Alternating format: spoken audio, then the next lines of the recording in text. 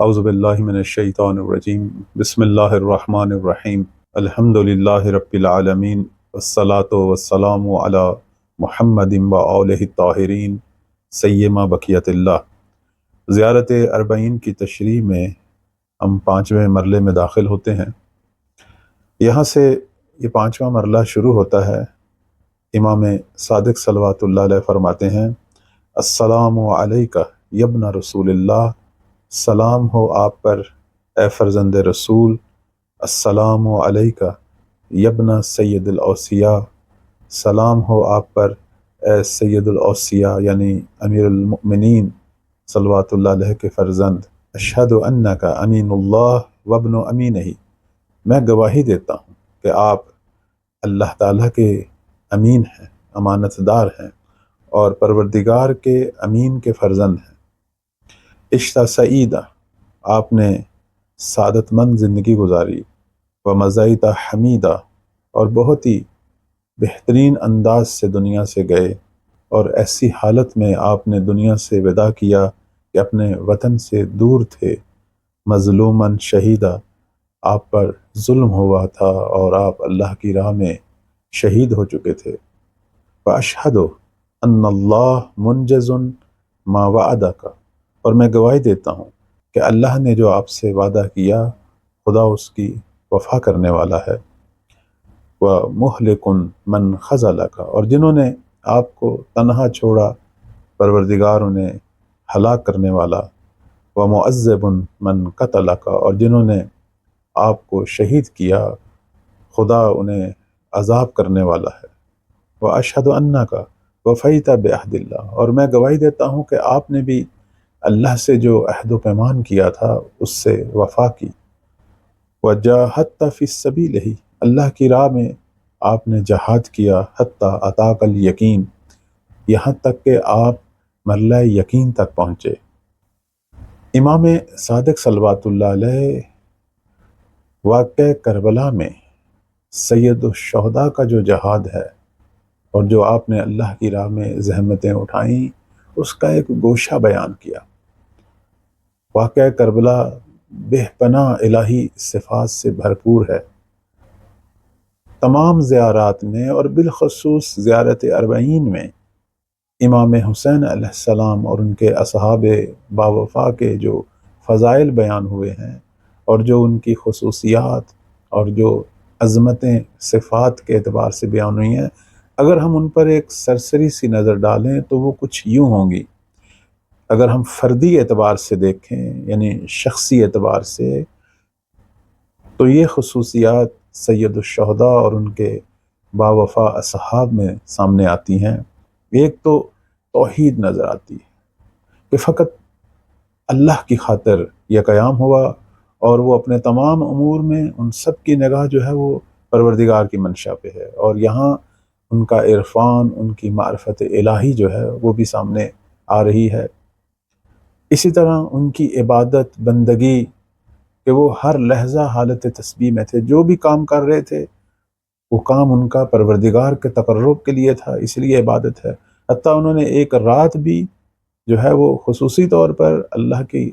عبادت، تسبیح، مناجات اور قرآن کی تلاوت کے لیے مانگی۔ اسی طرح ایک جو صفت سامنے نظر آ رہی ہے وہ یہ کہ وہ دنیا اور جو کچھ اس میں ہے اس سے وہ غنی تھے، بے نیاز تھے۔ اپنی خواہشات نفسانی سے وہ پاک تھے، صرف اور صرف اللہ تعالیٰ کی رضا کو چاہتے تھے اور اس کے مد مقابل تسلیم تھے، یعنی مشیت الہی ان کے لیے سب کچھ تھی۔ اس لیے آپ دیکھیں جب امام حسین علیہ السلام مکہ سے روانہ ہونے لگے تو بہت سارے لوگوں نے روکا، ان میں سے ایک محمد حنفیہ بھی تھے، ان کے بھائی۔ انہوں نے جب روکا تو اس وقت امام حسین علیہ السلام نے فرمایا کہ اللہ کی مشیت یہی ہے کہ میں جو ہے اس راہ میں شہید ہو جاؤں، حتیٰ میرے ساتھ جو میری بہنیں بیٹیاں ہیں وہ بھی اس راہ میں اسیر ہوں۔ یہ ایک مقدس جہاد ہے جس میں ہم نے اپنے فرائض جو ہیں وہ پورے کرنے ہیں، اور اس سے دین بچنا ہے، انسانیت بچنی ہے۔ اسی طرح ہم دیکھ رہے ہیں کہ امام حسین علیہ السلام اور ان کے اصحاب باوفا کو پتہ تھا کہ وہ کیا کر رہے ہیں، اور یہ بھی پتا تھا کہ ان کے ساتھ کیا ہونا ہے۔ جیسے کہتے ہیں ایک سفر کے ایک مرحلے میں جب امام نے خواب دیکھا اور انا للہ و انا الیہ راجعون پڑھتے ہوئے اٹھے اور جناب علی اکبر صلوات اللہ علیہ نے سوال کیا، تو امام نے جواب دیا کہ ایک شخص کو خواب میں دیکھا جو یہ کہہ رہا تھا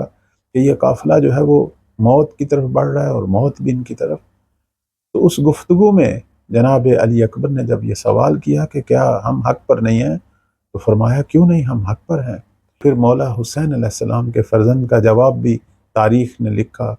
کہ پھر ہمیں کوئی پرواہ نہیں کہ موت ہم پر آ جائے یا ہم موت پر آ جائیں، یعنی سب کو پتہ تھا کہ ہم کس راہ پہ جا رہے ہیں اور ہمارا آگے جو ہے وہ مقدر اور آگے انجام جو ہے وہ کیا ہے وہ بھی پتہ تھا۔ یہ سب کچھ کیوں ہو رہا تھا؟ چونکہ مشیت الہی یہی تھی۔ اور پھر ایک خصوصیت جو ہم دیکھتے ہیں جو ہمارے لیے بھی اسوہ ہے، بلکہ یہ ساری خصوصیات ہمارے لیے تو اسوہ ہیں، وہ شجاعت ہے کہ ذرا بھی نہیں گھبرائے، ذرا بھی خوف نہیں آیا، ذرا بھی حزن طاری نہیں ہوا، اور اسی طرح جو ہے وہ پائیداری، استقامت، جو کچھ بھی مشکل آتی رہی، شہداء کے لاشیں گرتے رہے، پیاس کا غلبہ تھا، جنگ کی سختیاں بڑھتی گئیں، جو کچھ بھی دیکھا اس کے مد مقابل استقامت اور پائیداری کو جو ہے وہ اسی طرح باقی رکھا جس طرح شروع سے چلی آ رہی تھی۔ اور اسی طرح ہم دیکھتے ہیں عزت نفس، اپنی جان بچانے کے لیے کوئی ہاتھ نہیں پھیلائے، ان کی نہیں مانی، خدا کی مانی، اللہ کے نزدیک اپنی عزت کو باقی رکھا، دنیا سے بے نیاز نظر آئے۔ اور اسی طرح بخشش، اگر کسی نے آ کے معافی مانگی، ہر جیسے اور بھی کتنے تھے، تقریباً 30 سے زیادہ ایسے لوگ ہیں کہ جو لشکر یزید کو چھوڑ کر مولا سید الشہداء کی خدمت میں پہنچتے ہیں۔ امام نے سب کو بخش دیا، بعض نے جنگ کی دشمن سے اور مقام شہادت کو پایا، اور بعض وہاں سے چلے گئے، اپنے ہاتھوں کو مولا کے خون سے نہیں رنگا۔ اسی طرح ہم دیکھ رہے ہیں کہ موت کا خوف نہیں ہے، بلکہ استقبال ہے شہادت کا، بے تابی ہے شہادت کی۔ اور جو اجتماعی طور پر ہمیں جو چیز نظر آ رہی ہے وہ یہ کہ ایثار ہے، یعنی اپنے آپ کو فدا کیا جا رہا ہے دین پر، اور دوسروں کا خیال رکھا جا رہا ہے، دوسروں کی ضروریات کا خیال رکھا جا رہا ہے، اور وفاداری اللہ کے ساتھ وفا ہے، اپنے امام کے ساتھ وفا ہے، اپنے ہدف کے ساتھ وفا ہے۔ اور یہاں سارے اللہ کی بارگاہ میں برابر ہیں، کوئی غلام کوئی آقا نہیں، سب کے ساتھ امام کا برتاؤ جو ہے وہ محبت والا ہے۔ وہاں کوئی غلام ہے، کوئی حبشی ہے، کسی کا اگر خون سیاہ ہے تو وہ بھی مولا کی گود اور ان کے زانوں میں اسی طرح آخری وقت میں آیا جس طرح علی اکبر آئے، کوئی فرق نہیں ہے، بھائی ہے، بیٹا ہے، صحابی ہے، غلام ہے، سب سے امام کی محبت یکساں ہے۔ اور اسی طرح ہم دیکھتے ہیں کہ یہاں سیاست جو ہے وہ عین دیانت ہے۔ مولا جس ہدف کے لیے چلے تھے وہ دینی ہدف تھا، نہ کہ دین ایک علیحدہ چیز ہے اور ہماری زندگی کے اجتماعی اہداف ایک علیحدہ چیز ہے۔ اس پر میں ایک روایت آپ کی خدمت میں بیان کروں گا۔ اسی طرح ہم دیکھتے ہیں کہ امر بالمعروف اور نہی عن المنکر ہے۔ امام نے بھی کئی بار سامنے والے لشکر کو نصیحت کی، ڈرایا کہ خدا کی نافرمانی نہ کریں اور اپنے لیے جہنم کو انتخاب نہ کریں، راہ بہشت دکھائی۔ حتیٰ تمام شہداء جو باری باری گئے مد مقابل جو شیطانی لشکر تھا یزید کا، سب نے شروع میں خطاب کیا، لوگوں کو راہ حق دکھانے کی کوشش کی، اور اس کے نتائج بھی نکلے، کئی لوگ جو ہیں ان کے ذہن بدلے۔ امام حتیٰ آخری لمحات تک جب شمر آیا اور ان کو شہید کرنا چاہتا تھا اپنے اس کند خنجر سے، تو مولا نے اس کو بھی آخری دفعہ نصیحت کی، امر بالمعروف کیا اور کہا کہ حجت خدا کو قتل کرنے سے اپنے آپ کو بچاؤ، تم نے اب تک جو ظلم کیا ہے شاید کوئی بخشش کی راہ نکل آئے، لیکن میں حجت خدا ہوں، میں زمین پر تنہا وارث ہوں پیغمبر کا، میرے خون سے اپنے ہاتھوں کو نہ رنگو ورنہ کوئی تمہارے لیے بخشش کی راہ باقی نہیں رہے گی۔ یعنی اس کو بھی آخر تک اپنے قاتل کو بھی سمجھانے کی کوشش کی۔ اسی طرح جو چیز ہمیں نظر آتی ہے وہ یہ کہ اگرچہ یہ لوگ اقلیت میں تھے، مد مقابل دشمن اکثریت میں تھا، لیکن یہ اپنے آپ کو فتح مند اور کامیاب سمجھتے تھے اور اس پر یقین رکھتے تھے۔ یعنی کامیابی کا تعلق اکثریت سے نہیں ہے، بلکہ اس سے ہے کہ کہاں کلمہ حق ہے، کہاں الہی مشیت ہے، کہاں تقرب اللہ ہے، کہاں حق کی پیروی ہے۔ مد مقابل ایک ظالم کی پیروی کر رہے تھے، اور یہاں خدا الرحمن کی جو ہے وہ فرما برداری ہو رہی تھی، اللہ کی اطاعت ہو رہی تھی، اور اس کی حجت کی اتباع ہو رہی تھی۔ اسی طرح جو چیز ہم دیکھتے ہیں وہ یہ ہے کہ یہاں مصلحت کو سامنے نہیں رکھا گیا، حقیقت کو سامنے رکھا گیا۔ یہ نہیں کہا گیا کہ اب چلیں کچھ نہ کچھ مذاکرات کر کے کسی طریقے سے اپنے آپ کو اس مشکل سے نکال لیں، کچھ ان کی مان لیں، کچھ اپنی منوا لیں، جس طرح کہ عام طور پر ہوتا ہے۔ نہیں، باطل کی بالکل نہیں مانی گئی، صرف اور صرف جو ہے وہ حق اور حقیقت کو سامنے رکھا گیا، اور اس کی خاطر جان تک چلے گئے۔ یہ سب سے بڑا درس ہے، اور یہی درس امیر المومنین صلوات اللہ علیہ میں بھی تھا کہ آپ نے اپنے زمانے میں جب گورنر تعین کیے، اس وقت بہت سارے لوگوں نے اس زمانے کی مروجہ سیاست کے مطابق کہا کہ آپ کچھ کو باقی رکھیں، ان سے کچھ جو ہے وہ استفادہ کریں۔ تو آپ نے فرمایا جو اس چیز کا اہل نہیں ہے، جو اللہ کا نہیں ہے، وہ میرا بھی نہیں ہے، اور وہ واقعاً لوگوں کا بھی نہیں ہے۔ آپ نے صرف اہل اور متقی لوگوں کو جو ہے وہ منصب دیے، اس کے اندر صرف تقوی الہی دیکھا، کوئی اور چیز، کوئی دنیاوی شہرت، کوئی خاندان، کوئی دولت، کوئی اور چیز آپ نے نہیں دیکھی۔ یہاں بھی یہی ہے کہ ظاہری مصلحتوں کو نہیں دیکھا گیا، صرف اور صرف حقیقت کو دیکھا گیا۔ اور اسی طرح ایک آمر، ایک ڈکٹیٹر کی بیعت نہیں کی، بلکہ بتایا کہ وہ جن کی بیعت ہونی چاہیے وہ ہم ہیں۔ ہمیشہ انسان نے اگر کسی شخص کی بیعت کرنی ہے، کسی کے پیچھے چلنا ہے، کسی کی اتباع کرنی ہے، وہاں کم از کم خدا کو تو مد نظر رکھنا چاہیے، اور اس شخص کے اندر کم از کم تقویٰ تو ہونا چاہیے۔ امام نے یہاں بہت بڑا درس دیا کہ ظالم آمر، چاہے اس کے پاس دنیاوی طاقتیں ہوں، سب کچھ ہو، لیکن جب حق مظلوم واقع ہو رہا تو اس وقت اس کے سامنے نہیں جھکنا، صرف حق کو جو ہے وہ مد نظر رکھنا ہے، حق کا علم اور پرچم جو ہے وہ بلند رکھنا ہے، اور کسی ظالم کے آگے نہیں جھکنا۔ اور اسی کو ہم اس انداز سے بھی کہیں گے کہ مولا نے واضح فرمایا کہ سیاست عین دیانت ہے، سیاست جو ہے وہ دیانت سے جدا نہیں ہے۔ ایک چیز جو اس زمانے میں بھی ہو رہی تھی اور اس کے بعد چلتی رہی اور آج تو ہر جگہ پہ، وہ یہ ہے کہ مسلمان ممالک یہی کچھ سمجھتے ہیں کہ دین ایک اور چیز ہے، مسجد ہے وہاں جائیں، نماز پڑھیں، سال میں روزے رکھیں، اگر حج زیارت عمرے کی استطاعت حاصل ہو جائے تو وہ بھی کریں،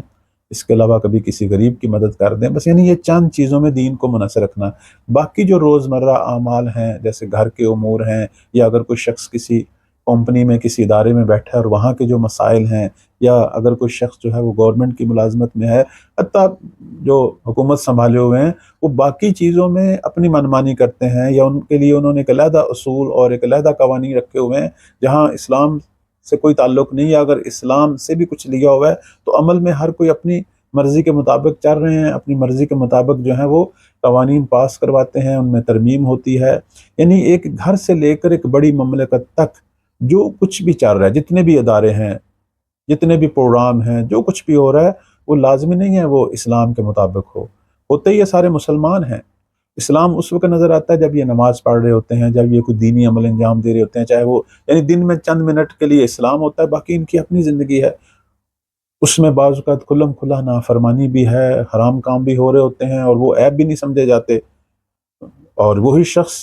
چند منٹ بعد جو ہے وہ نماز بھی پڑھ رہا ہوتا ہے، اور بعد میں وہی کام، وہی زندگی، گھر میں بیٹھے ایک دوسرے کے ساتھ ظلم بھی کر رہے ہوتے ہیں، ایک دوسرے کا حق بھی کھا رہے ہوتے ہیں، ملاوٹ کا بازار گرم ہے، لوٹ کھسوٹ ہے، رشوت ہے، ہزار قسم کی اجتماعی فردی بیماریاں ساری اپنی جگہ ہوتی ہیں، اور ساتھ اسلام بھی ہوتا ہے۔ یزید بھی یہی چاہتا تھا، یعنی خلافت راشدہ کے بعد یہ ساری چیزیں زیادہ نمایاں ہو گئیں، یعنی حکومت اور سیاست اور یہ تمام چیزیں ایک علیحدہ چیز ہے، اور ایک اسلامی جو زندگی ہے، یعنی چند ایک اعمال سے جو وابستہ زندگی ہے، کہ وہ ایک علیحدہ چیز ہے، دین کو سیاست سے جدا کی ہے۔ امام جو ہے وہ اسی لیے اٹھے کہ دین اور سیاست ایک چیز ہے، ہماری سیاست بھی دینی ہو، میں چاہے گھر کا سربراہ ہوں یا ایک مملکت کا، میرے تمام امور اسلامی ہوں، میرا حکم دینا اسلام کے مطابق ہو، اگر کوئی قانون پاس ہو رہا ہے وہ اسلام کے مطابق ہو، ایک شخص کا اپنے ماتحت سے جو رویہ ہے وہ اسلام کے مطابق ہو، اداری قوانین سارے اسلام کے مطابق ہوں، کسی بھی شعبے، کسی بھی ادارے، حتیٰ کوئی کمپنی، کچھ بھی ہم دیکھیں باہر کی دنیا میں، بازاروں میں، دکانداروں کے رویوں میں، گورنمنٹ کے ملازموں میں، نجی کمپنیوں کے ملازموں میں، افسر کا نیچے والے سے جو رویہ، سب چیزوں میں ہمارے تمام تر رویے، ایک گھریلو رویے سے لے کر ایک ادارے کے اعتبار سے رویے سے لے کر ایک حکومت کے ملازم کے اعتبار سے، حتیٰ حکومت کے سربراہ کے اعتبار سے، تمام تر ہمارے رویے اسلامی ہونے چاہیے۔ مولا یہ درس دے رہے تھے کہ آپ حکومت کو اور دین کو جدا نہ کریں کہ دین صرف یہ چند چیزوں کا نام ہے، باقی میں جو مرضی کروں، شراب پیوں، کلم کلا نافرمانی کروں اور ایک مسلمان خلیفہ بن کر بھی بیٹھا رہوں۔ جس طرح آج کل ہم دیکھتے ہیں اکثر ہمارے مسلمان ممالک ایسے ہیں کہ جہاں مسلمان ہی حاکم ہیں، آبادی بھی مسلمانوں والی ہے، قوانین یا انگریزوں کے مطابق بنے ہوئے ہیں، اگر اسلام کے نام سے بھی بنے ہوئے ہیں، لیکن ہر کوئی اپنی مرضی کے مطابق اجرا کر رہا ہے، جہاں مفادات ہیں وہ قانون اجرا ہو رہا ہے، ورنہ ترمیم کر کر کے قوانین کی شکل بھی بگاڑ دی جاتی ہے۔ تو یہ جو زندگی ہے، یہ دیانت جدا ہے، سیاست جدا ہے۔ امام جو ہیں وہ فرما رہے ہیں کہ میں اپنے نانا کی سیرت پہ چلوں گا۔ پیغمبر اسلام صلی اللہ علیہ وآلہ وسلم نے جو مدینہ کی حکومت قائم کی تھی، وہاں سیاست عین دیانت تھی، میں اپنے بابا کی سیرت پہ چلوں گا۔ مولا علی علیہ السلام نے کوفہ میں جس حکومت کا آغاز کیا تھا، وہ سیاست عین دیانت تھی، امام کا بینوان حاکم، ہر عمل عین دین تھا، کوئی چیز دین سے خالی نہیں تھی۔ ایک روایت جو میں نے عرض کی کہ آپ کی خدمت میں بیان کروں گا، یہ امالی شیخ طوسی علیہ رحمہ، اسی طرح بہار الانوار میں موجود ہے۔ چھٹے مولا امام جعفر صادق علیہ السلام فرماتے ہیں کہ اگر کوئی شخص کسی ایسے حاکم کی اتباع کرے کہ جس سے اللہ نے منسوب نہ کیا ہو، جیسے عام طور پر ہم دیکھتے ہیں دنیا میں، اور وہ شخص چاہے وہ اپنی فردی زندگی میں کتنا ہی دیندار کیوں نہ ہو، اللہ اسے عذاب کرے گا۔ اور اگر کوئی شخص ایسے شخص کی اتباع کر رہا ہے کہ جسے اللہ نے منسوب کیا ہے، یعنی اس کا امام، اس کا حاکم جو ہے وہ خدا کا منسوب کردہ ہے، اب اگر وہ اپنی زندگی میں گناہ گار بھی ہوگا تو پھر بھی پروردگار جو ہے اسے سزا نہیں دے گا، اسے بخش دے گا، چونکہ اس نے اجتماعی طور پر بالآخر ایک اللہ کے منسوب کردہ شخص کی جو ہے وہ اتباع کی ہے۔ ظاہر ہے جب اس کی اتباع کی ہے تو اس کے اندر اچھائیاں بھی ہیں، اب اگر کوئی برائیاں بھی ہو گئی ہیں، کوئی گناہ بھی ہو گئے ہیں، تو اسے اللہ تعالیٰ جو ہے وہ بخش دے گا۔ اور اس کے بعد معصوم جو ہیں وہ فرماتے ہیں کہ وہ جنہوں نے ایک ظالم کی، یعنی خدا کی طرف سے جو منسوب نہیں تھا، اس کی اطاعت کی تھی اور اسے اپنا حاکم بنایا تھا، تو اس کے ظلم اور اس کے خدا کو غضبناک کرنے والے کام جو ہیں، اس کی شخصی جو نیکیاں ہیں، فردی اعتبار سے جو وہ بہت نیک اور صالح تھا، ان سب کو ضائع کر دیں گے۔ اور وہ لوگ جنہوں نے اللہ کے منتخب کردہ کو اپنا حاکم بنایا اور اس کے پیچھے چلے، تو اس حاکم اور اس امام کے جو بڑے بڑے الہی کام تھے، وہ ان کی زندگیوں میں اگر کوئی گناہ ہوں گے تو وہ ان کو بھی ڈھانپ لیں گے، چونکہ انہوں نے بالآخر تقویت جو بخشی ہے، استحکام جو دیا ہے، وہ اللہ کے مقرر کردہ شخص کو دیا ہے۔ یہ ہے فلسفہ۔ تو پس انسان کے لیے جو سب سے پہلا مرحلہ ہے وہ یہ ہے کہ میں نے کس کو اپنے لیے حاکم بنانا ہے، کس کو اپنے اوپر اختیار دینا ہے، کس کے مطابق چلنا ہے۔ اول تو ہمیں نیک بننا چاہیے اور صاحب تقوی ہونا چاہیے، لیکن اگر کوئی گناہ بھی ہو گئے ہیں اور نہیں ہونے چاہیے، ان کی توبہ ہو، پھر بھی یہ جو ہم نے استحکام دیا ہے اللہ کے بنائے ہوئے لوگوں کو، تو یہ باعث بنے گا کہ ان کا بھی کفارہ ہو جائے گا۔ تو انسان کے لیے جو پہلا مرحلہ ہے وہ یہ ہے کہ اپنے لیے جس کو حاکم بنانا ہے وہ الہی شخص ہو، اور یہی وہ لوگ ہیں جو نجات پائیں گے۔ اس لیے آپ دیکھیں یہ جو مشہور حدیث ہے شیعہ سنی کتابوں میں، اس میں واضح طور پر پیغمبر اسلام صلی اللہ علیہ وآلہ وسلم نے فرمایا کہ یہودیوں کے 71 فرقے ہوئے تھے، جن میں سے ایک نے نجات پانی ہے اور باقی 70 جو ہیں وہ ہلاک ہوں گے، اور مسیحیوں کے، عیسائیوں کے 72 فرقے ہوئے، جن میں سے ایک نے نجات پانی ہے اور 71 جو ہیں وہ جہنم میں جائیں گے، اور مسلمانوں کے فرمایا 73 فرقے ہوں گے، اس میں ایک نے نجات پانی ہے اور باقی سب جو ہیں وہ جہنم میں جائیں گے۔ اور وہ کون سا ہوگا؟ تو وہ کون سا ہونا چاہیے؟ اب یہاں محمد وآل محمد کے فرامین ہیں، یہ وہی لوگ ہیں کہ جنہوں نے اللہ کے منتخب کردہ کو اپنا حاکم جو ہے وہ مانا اور اس کے مطابق چلے اور اس کے لیے کوششیں کرتے رہیں۔ جیسے ابھی بھی ہم سب کا فریضہ ہے کہ آخری جو اللہ کی طرف سے حاکم ہے اور اس وقت موجود بھی ہیں، امام مہدی صلوات اللہ علیہ، ان کے لیے کوشش کریں، ان کی حکومت کے لیے، ان کے ظہور کے لیے، ان کے قیام کے لیے اس راہ میں رہیں۔ اگر ہماری زندگی میں ظہور ہو جائے تو نور علی نور، لیکن اگر ظہور نہ بھی ہوا تو ہم ان کی حکومت کے لیے، ان کے اقتدار کے لیے جو ہے وہ پیش خیمہ فراہم کرنے کے لیے، رائے ہموار کرنے کے لیے ہم کوششیں کرتے کرتے اس دنیا سے گئے ہیں۔ تو اللہ تعالیٰ جو ہے ہمیں انہی لوگوں سے منسلک رکھے گا کہ جو ایک الہی حاکم کی اتباع میں اس دنیا سے گئے، اور یہی ہماری جو ہے وہ انشاءاللہ بخشش کا ذریعہ قرار پائے گا۔ پروردگار ہم سب کو زمانے کی حجت سے متمسک ہونے کی توفیق عطا فرمائے۔ والسلام علیکم ورحمۃ اللہ۔